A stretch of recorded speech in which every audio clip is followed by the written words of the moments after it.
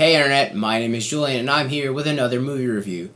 This week we had three big releases: Life, Power Rangers, and Chips. Now the first movie I was able to see was Life, so let's just jump right into it. Now this is a movie that I've been looking forward to for a long time now. With the release of Arrival and Passengers late last year, came with the trailers for Life.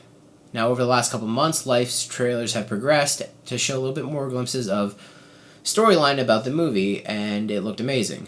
So that's what made me want to see this movie. For those of you who have not seen the trailers, I'll give you a little bit of a glimpse of the storyline. Now, the story is about a crew on the International Space Station who retrieves a research capsule from Mars that contains samples of soil, and in that soil is a single-cell organism. So it essentially is the first life known outside of Earth. The movie does have a great cast, including Jake Gyllenhaal, Ryan Reynolds, Rebecca Ferguson, Hiroyuki Sanada, Aaron Bakari, and Olga Dihovichinaya. I butchered that, I apologize. But it's also directed by Daniel Espinosa, written by Rhett Reese and Paul Wernick. It is rated R. Now, it's not for like nudity or obscenities or anything like that. It's mostly for language and blood and some violence. So if you plan on taking your teenagers or children to it, I would err on the side of caution because of those reasons. Now, the runtime is an hour and 43 minutes, but it is well worth the hour and 43 minutes to sit through. The movie is fantastic, and I really did enjoy the story. Now, over the last couple of years, there have been a lot of space genre movies on the rise, with 2013's Gravity, 2014's Interstellar, 2015's The Martian, and last year's Passengers and Arrival. I don't know what is causing the jump in the genre for space movies, but it is well worth it. I guess maybe it's just the unknown and not knowing what's out there, and you have a lot to work with at that point then. But it's cool. I mean, although this story isn't really, I would say, original, it does its best to make it its own. There's been plenty of other stories out there since the beginning of filming and using the ploy of space that show space outside of, life outside of Earth, and what can happen with a crew and all that kind of stuff. So I would definitely still recommend seeing it if you haven't, because it is really good. Now, there are a lot of good things about this movie, and one or two things that I didn't care for. The cast and crew did a fantastic job. The actors acted really well. Everything seemed to flow really well.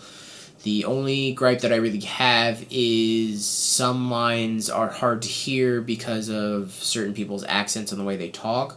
And it's not anything on them, it's just the way that they present the voice lines, and it's just tough when you don't normally listen to those accents and the way that people speak all the time.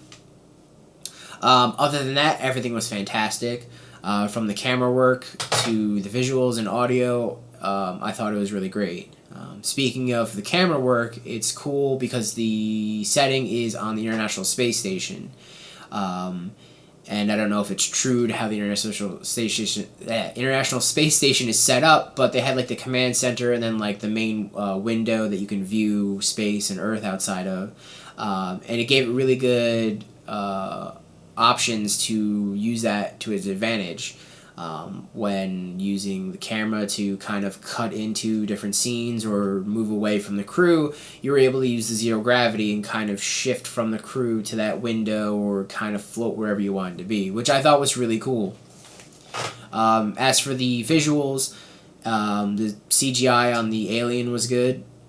Now, it's not your typical Martian or alien. It doesn't have a giant head. It's not green, and it doesn't look like an alien from the Alien series, but it fits the movie well. And I love to see the progression from that alien and how it kind of evolved into what its final form is. The environment was really cool. The special effects used for space and everything was really awesome. And it made you feel like you were there. Now, for the audio, other than those certain voice lines, everything was done really well. The soundtrack for the movie made you feel more involved in the movie than you probably would be if you don't have a soundtrack. And with any good movie, you always usually have a good soundtrack. When there was moments of hope, there was a song to go with it that made you feel kind of inspired and that things could turn around and become better. In times of fear, there was that kind of song that you were just like, I don't know, I don't feel too good about this. So it was cool that the soundtrack matched the way that things were happening in the movie, and I think with any good movie, that's something that you aim for. Now, along with the main story, there are kind of, you can call them side stories or even backstories to these characters. Everyone kind of had their own thing. The one doctor or the one scientist, legs didn't work, and he's been in a wheelchair almost all his life. And now that he's on the space station, he doesn't actually need his legs. Jake Gyllenhaal's character is the longest man in space, and in the movie it seems like it's starting to get to him.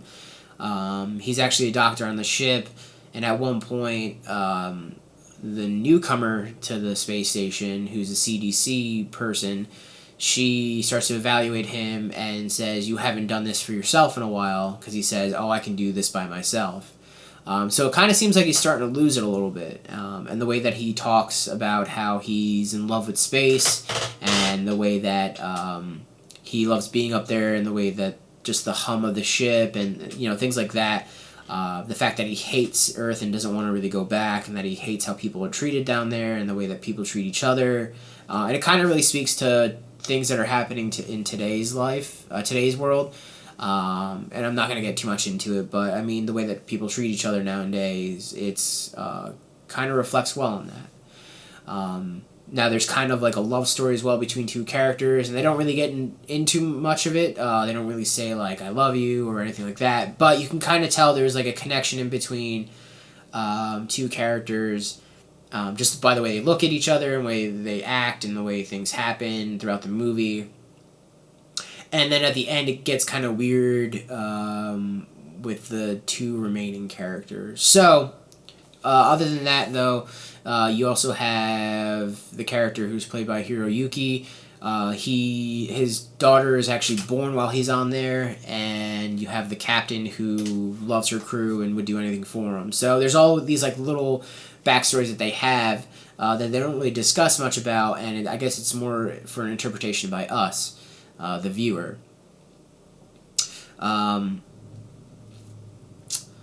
Let's see. Other than that, there really isn't much more about the movie that I can tell you that won't spoil it, so I'm not going to try and do that. If you're into these types of movies, I definitely recommend you going to see it. It's one of those movies that makes you think and wonder, and at the end there's a twist, and it's a pretty good twist, and I kind of caught it when it was happening, and I kind of knew what the outcome was going to be, but I was still kind of like, man, that was really good. So if you're interested in movies like Passengers and Arrival and The Martian and Gravity and Interstellar and all those different types of space movies that have come out the last couple of years, I recommend going to watch this because I think you'll really enjoy it. I'd love to hear your comments about the movie if you've seen it, or what your thoughts are, or if you haven't seen it, if you have any questions. Just get it in the comments below. Now that's it for me here. If you did like this movie, give us a like, and if you want to see more of my reviews in the future, go ahead and subscribe. I do have 2 more reviews that are coming out in the near future. Like I said, we have Power Rangers and Chips that came out this week as well, so I'll have to get to them as well. And if you like, go ahead and share with your friends and family. Now that's it from me here, so thanks for watching.